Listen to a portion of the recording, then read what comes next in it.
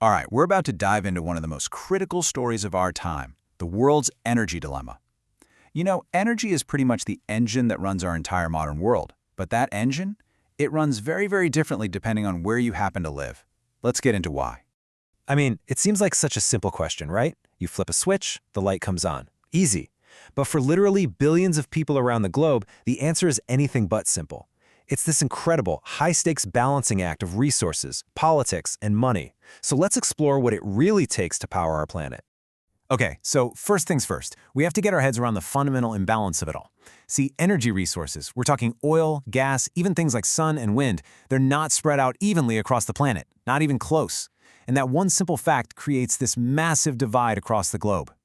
And really, you can boil this whole global situation down to two powerful but pretty simple ideas. On one side, you've got countries that are energy secure.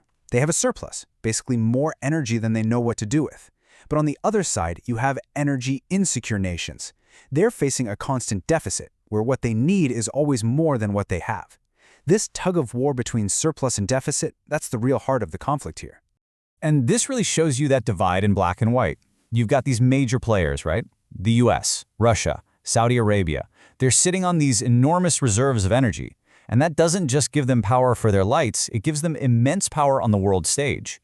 Then, on the flip side, you have entire regions, like huge parts of sub-Saharan Africa and South Asia, where just getting reliable energy is a daily struggle that holds back progress for millions and millions of people. But here's the thing.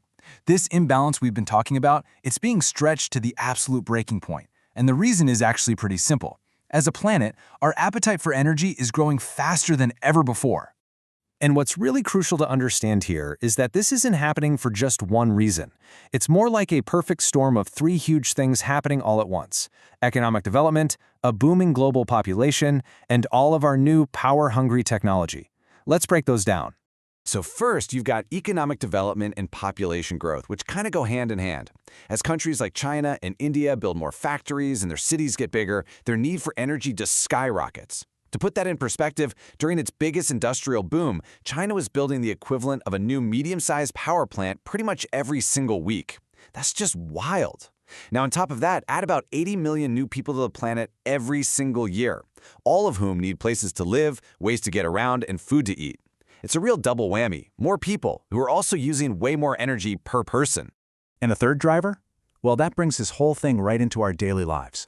Just think about it for a second. The smartphone that's probably in your pocket right now, the massive data centers that power the internet, the spread of air conditioning, the big shift to electric cars. Every single one of these innovations is thirsty for electricity, pushing that global demand curve higher and higher. So demand is constantly on the rise, and that leads us to the obvious next question, which is all about the other side of the equation, supply. If we need so much more energy, why is it so darn hard to get? It's a totally fair question, right? It seems logical. But the reality is, it's a super complex puzzle. It's a messy mix of geology, economics, technology, and of course, politics. Producing more energy isn't as simple as just turning on a tap. You're basically up against four huge roadblocks. First, you've got physical factors. You can only find oil where Mother Nature decided to put it millions of years ago. Second, the cost of production can be astronomical.